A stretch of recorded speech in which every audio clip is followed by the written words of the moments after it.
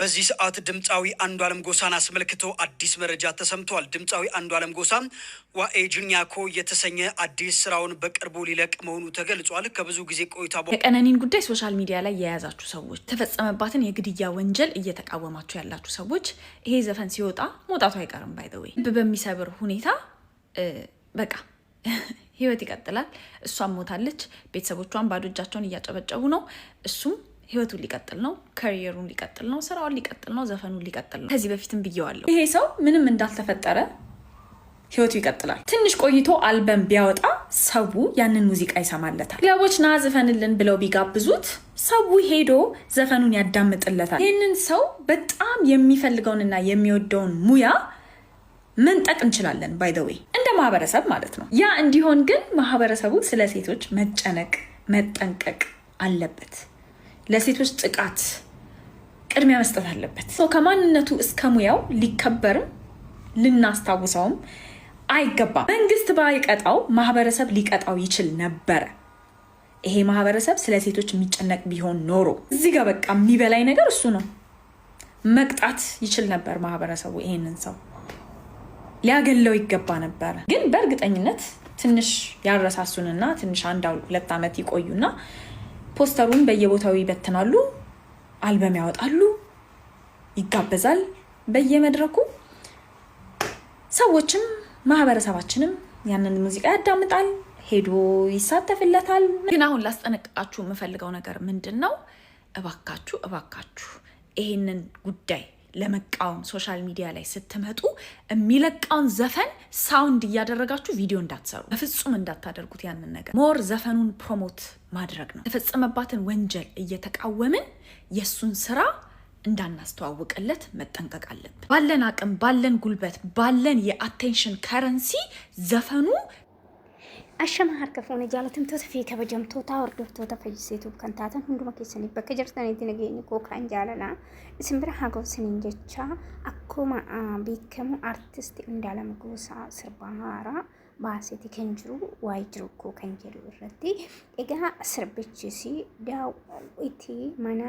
daawwitii mana ifa jiru koo ati deemnan mul'ate hir'uun koo karaa fagaatus ufuun koo hin oolu gaafas Sihima waan ormi jedhu dhugaa harka waaqati jechuudhaan linkii viidiyoo haaraa gadhiifame yookiin sirba haaraa gadhiisee jalatti barreessiti kan jiru. Egaa namoonni tokko gaa koomentiidhaan maal jette yaada keessan jechuudhaanis eeyyamee jira.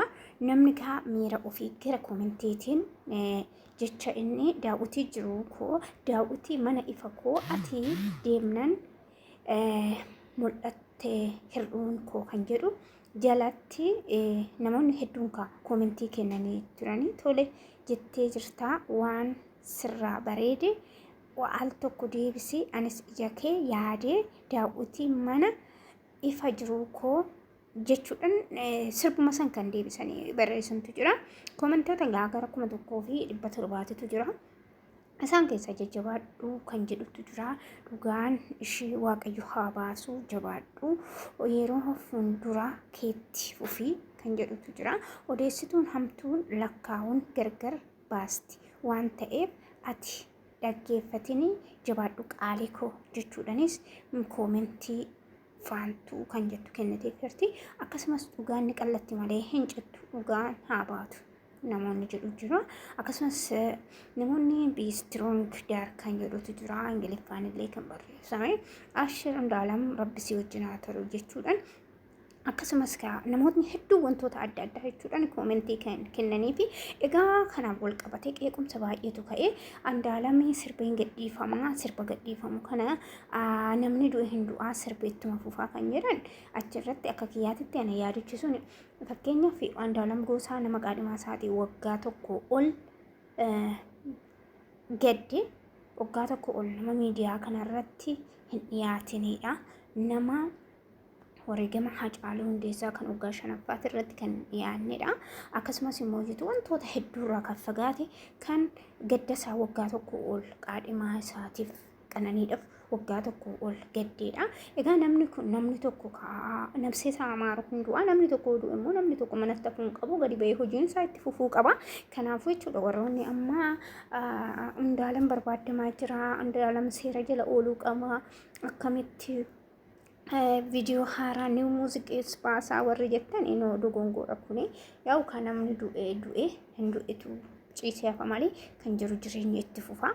Kanaafuu jechuudha xiqqoo achirratti anaanaa fudhatama hin qabne jechuudha.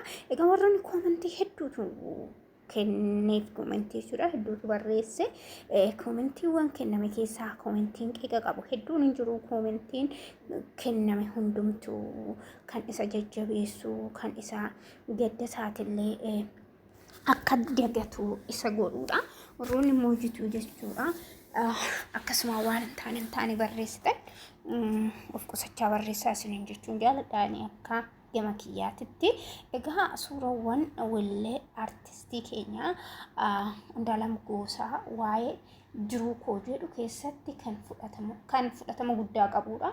Aduun nama kadhamaa isaa aduu qaadhimaa isaa dhabe gadda keessa jirutti kan baasedha jechuudha weelluu kana. Egaa weelluun kunis yaadannoo qananii inni qofa mana isaa keessatti dabarse isaaf rabbitu beeka. Amma garuu xiqqoo taatus miilli isaa weelluu kanaan ibsatee jira jechuudha.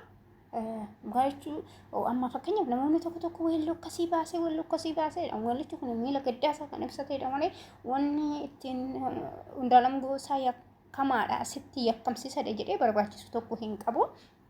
Namoonni tokko akkasumaan obboleessa keenya Andu'aalem Goosaa waaqayyo jajjabina siif haa kennu. Ishillee qaadhimaa kee jaalatamtuu biraa dhabde rabbi biyyoottaa salphisu lubbuu ishee karra rabbiitti taamaaru siin jechuu barbaanna. Obboleessa keenya Andu'aalem Goosaa jabaadhuu siin jedha ani gama kiyyaani. Egaa viidiyoon asirratti qabadhee dabadhe har'a asumarra xumuraa viidiyoo biraatiin hanga walitti deebinutti turtii gaarii. Please YouTube kana subscribe share gochuun dagatinaa Oromoo.